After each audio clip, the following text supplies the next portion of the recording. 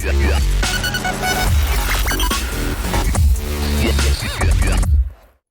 everybody and welcome to Forever Rugby on Forever Sports. And the Western Province has just beaten the Griquas 34 points to 17. A very comfortable victory by the Western Province, exactly what they needed, a bonus point victory.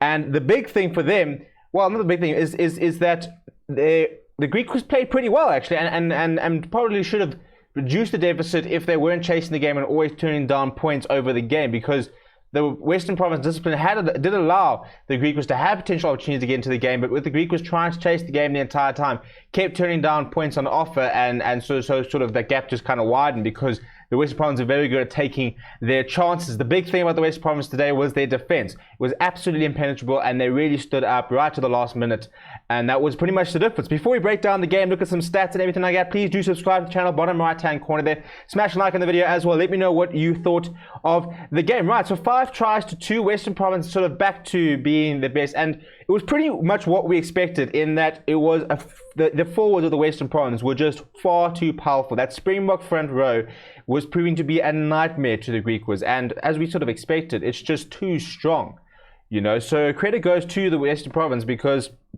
when the chips are down and when you're sort of struggling to find form, when there are being questions raised about how good you are as a side and can you step up, and you're underperforming, you've got to go back to your basics, and that is winning all your battles, win the scrums, win your lineouts, keep it basic, just out bully the other side. We are South Africa. This is South African rugby.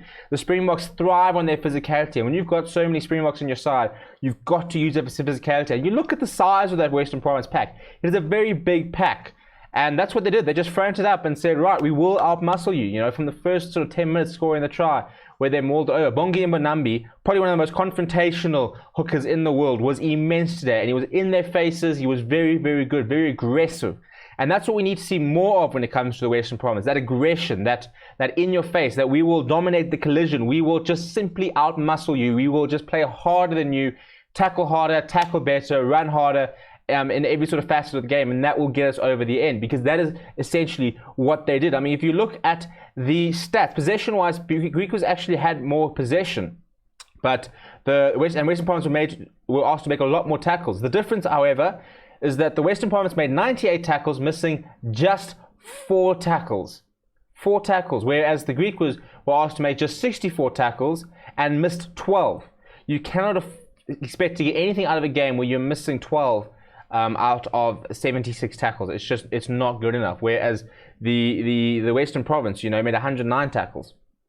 It's just been updated now here. So 109 tackles is an immense effort, and that goes to show that your defense can win you games, because when you're conceding just 4 tackles, it becomes very difficult to score points. And if you look at the player stats, as I said, that front row was absolutely 29 tackles across the West Province front row. Stephen Kitsoff 11, Bongi Mbonambi 9, Frans Mahova 9, Chris van Zyl 5, JD Schikkeling 13, Jaco Coetzee 11, Johan de Tooy 5, Johan Augustus 12. I mean, what an effort that is from the pack, with the lowest tackle count being Chris van Zyl with 5. Everybody else 9 tackles, sorry, 5 from Chris van Zyl and Johan de Tooy. Everybody else 5 tackles, 9 tackles and above. So, I mean, you compare that to the Griquas, where Andrew Beerwinkel made 3, and Andre van Rooyen made 3, John Roy Jacobson made 3, RJ Smith made 3, Cameron Lindsay made 4, Kenny van der Merwe made 7, Stefan Willemsen made 2, Johan Momsen made just 1. So, and all of them sort of missing tackle. If you look at the Western Province tackle, there were just 4 tackles. The 4 tackles missed were from the forwards, and 2 from Johan de Tooy. So apart from Jaco Coetzee, Johan de Tooy, and Stephen Kitsoff, nobody else in the pack missed the tackle, and that includes the bench, by the way. So the Western Province defense was absolutely incredible today, and the backline didn't have much to do, because it really was a forwards battle, but didn't miss a single tackle across the entire backline. So how's that for a nice stat? You can go, when it comes to the analysis session on Monday, they're going to say, right, backline defense, and they're going to say, well, we didn't really miss a tackle. So, and that's a big difference. Whereas you look at the Griquas, you got Andre Swartz with 2 missed tackles, Burton Klaassen missed tackle, Edwin Cater missed tackle. The defense for the Griquas just wasn't good enough. If you look on attack, for the Western Province, I thought Rikus Pretorius and Dan du Plessis were much better today. Dan du Plessis made 77 meters in 5 runs, beating 1 defender and making 2 line breaks. Cyril Peterson, the wings were quite quiet. Tried to sort of come inside and find some work, but didn't have much to do. Tim Sreel kicked 9 points, so big ups to him. It just looks a lot better. He's just a better goal kicker than Damian Willemse, and that's the nice thing about having David Williamson moved to 15 and having a number 10 who can kick for posts, that you just sort of take that side away from David Williamson himself. Another person I thought was impressive once again was Jean Augustus. He's just such a big ball carrier for the Western Province. You know, when it comes to kickoff, he really is an eighth man made in the mold of Dwayne Vermeulen. You know, and if he can just bring that consistency to his game, there's no doubt he will play for the Springboks one day, and it should, in theory, be quite a nice successor for Dwayne. And for the Griquas, they just couldn't really get over the line. You know, I mean, Johan Momsen made 6 carries, Kenny van der Merwe made 2 carries, Stefan Villiers made 7 carries. John Rodriguez and RJ Smith also made 6 carries apiece, but just couldn't get over the advantage line. The defense was just too good from the Western Province itself. And then if we look at some of the match stats in terms of at the breakdown, let's look at set play. So the Western Province lost 2 scrums with a scrum win percent of 70%, whereas obviously the Greeks only won 30% of their scrums, and that was a big victory. You know, to win 7 scrums to the Griquas 3 was huge, and there were a couple of key penalties from the Western Province because their front row was just too good. Discipline-wise, 9 penalties conceded by the Western Province to 13 of the Griquas. And then at the breakdown, Griquas were quite good at the breakdown, to be honest. You know, 56% of their rucks won compared to 36% of the Western Province.